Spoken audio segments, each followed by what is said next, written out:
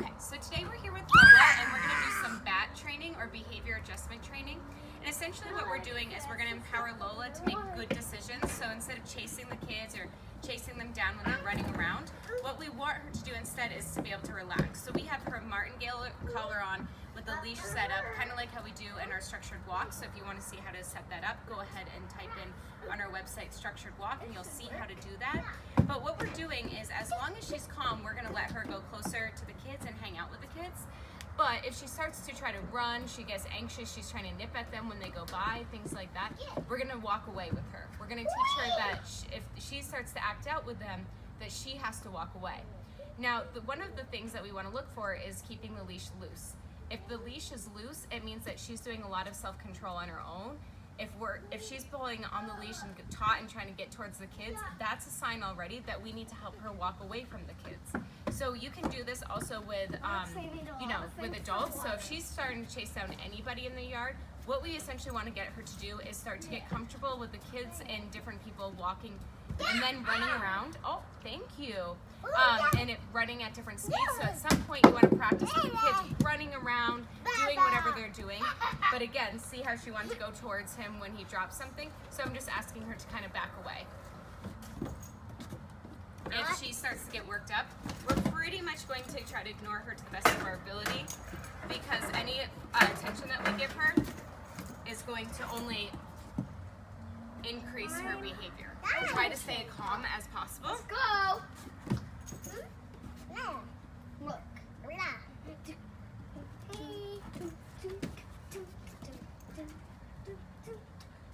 The more excited and more energy that you bring into the mixture, the more likely she's going to keep escalating her energy.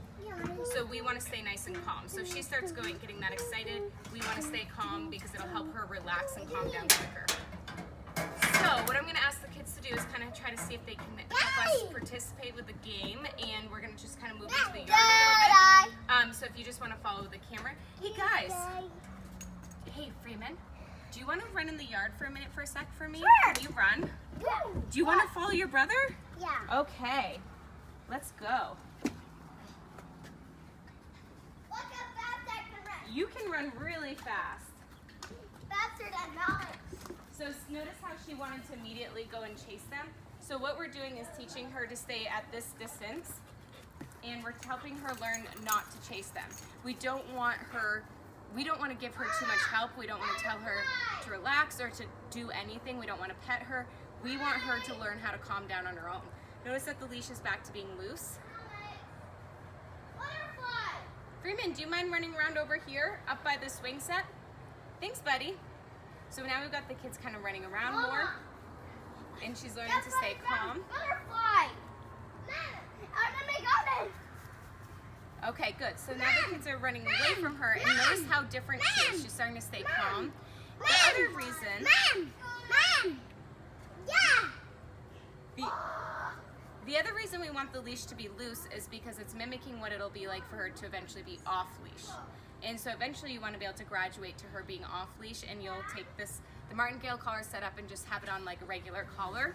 When you feel like, if you would bet $100 that she won't chase the kids at all, put the leash just on her collar without wrapping it around her body, because then it'll give her even more of a sense of freedom.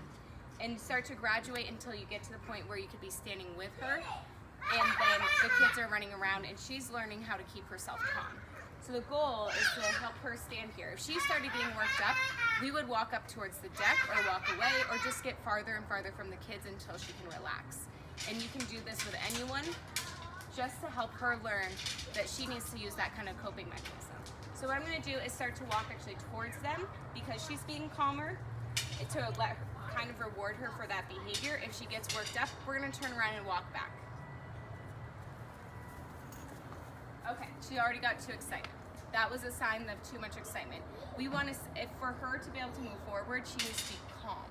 Walking slowly, tails nice and low. That's a good sign. Sitting, sit. Good time to use passive training, except for now.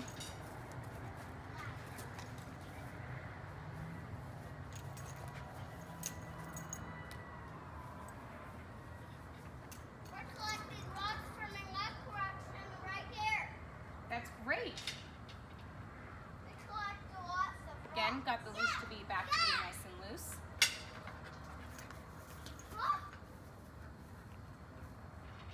Her behavior of jumping up at you should stop as long as you keep ignoring her for the most part.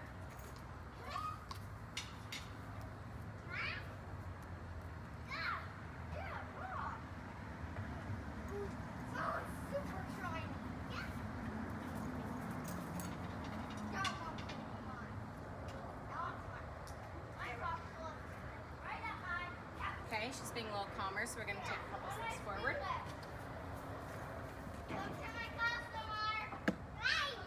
And then we're going to pause here. Essentially, we're teaching her to stay calm. Hello? Come on, customers. Hey. Come on, babies. Come on for me. Gas glass. Everybody, come on. Anybody like to buy ice cream? Not right now, but thank you. Well, babies can only sell ice cream. Oh.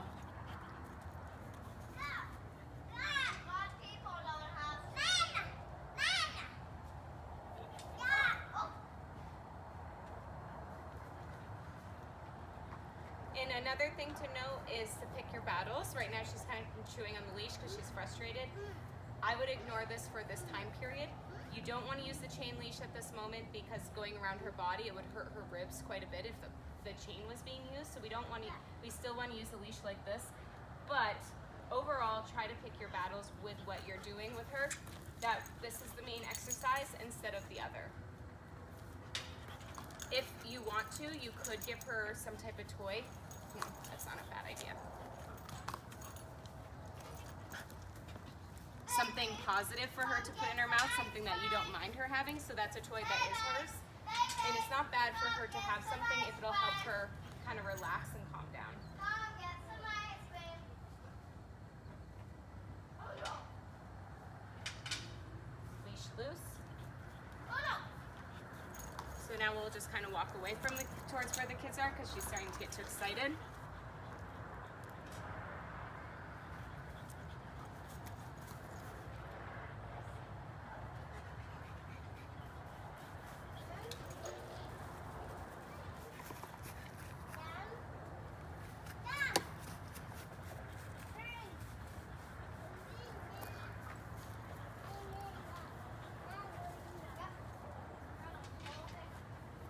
There.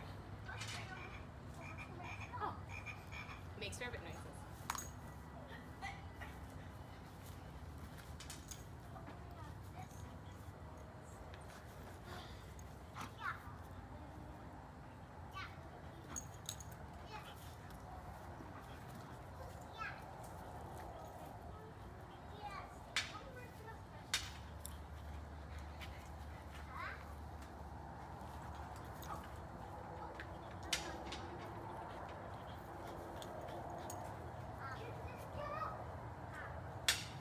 Another good time to practice this would be after a walk because you're getting some of the edge of this energy out of her.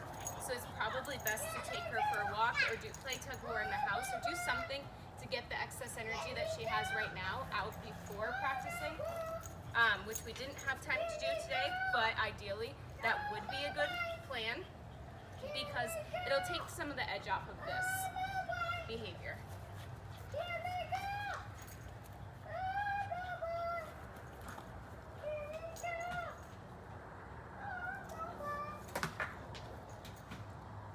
So what I'm going to do now is not part of the bat training, it's just to help her stop doing this current behavior, and I'm just going to take the leash off, put her in leash timeout to help her stop, because essentially if she's gaining control over jumping and nipping, she's going to continue to do so. So I'm just stepping on the leash to help her relax. Okay, relax, relax.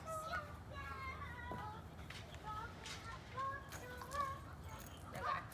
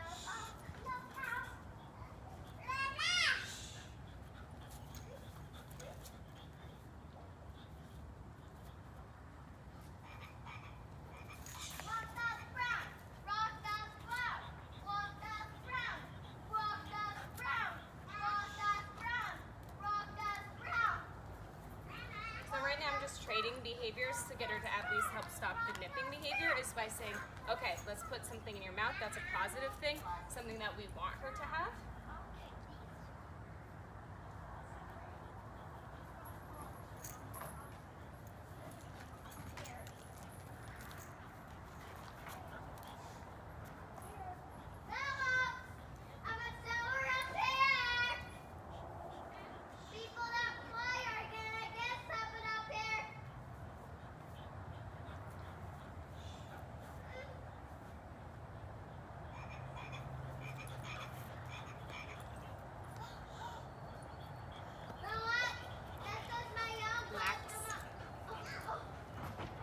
Okay, so now what we're gonna do is maybe just take the camera back up towards like the back end of the deck, towards the yard. Because what we're going to actually do to help Lola, Mama, look. is essentially, if she's not going to be well behaved here, we're gonna go inside to teach her you're losing outdoor privileges if you're gonna keep acting out, to help her learn, okay, so we're not doing well, so we have to go inside. Because that should be viewed to her as a punishment without it hurting her, that if all of a sudden, even going up on the deck, we've calmed down considerably.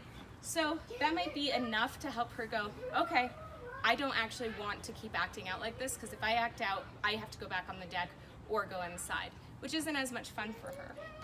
I'm just gonna put the martingale part back on.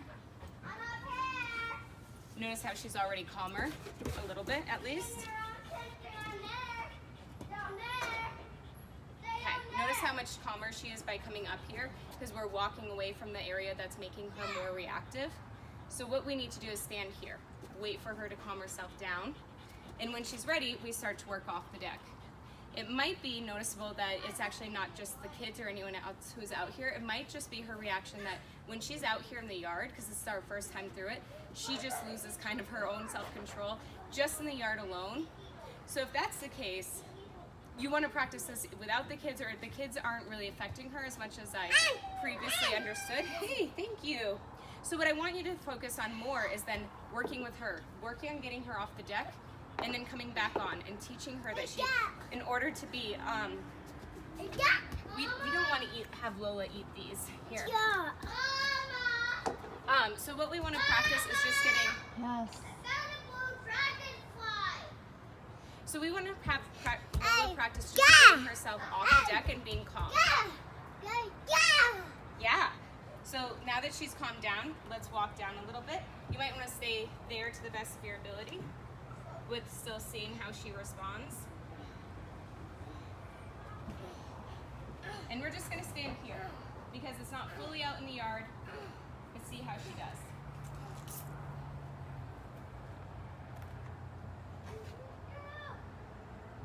Better. Much better than how we were doing over there.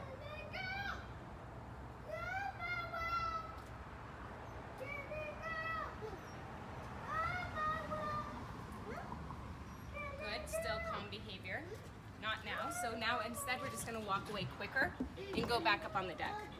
It's now going to be the new, not punishment if you will, but if she can't handle being on the yard, it's got to be, we're going to now change the game now that I fully understand what she's doing. If she gets excited down like that, as soon as she started jumping up and getting excitable, I just turned around and brought her back up and she calmed down.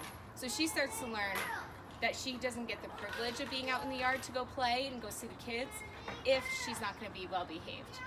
So this is what you want to keep practicing until you can get her to the point where she's in the yard, she's relaxed, she's calm, you are relaxed because you know that she's not going to be jumping or pulling.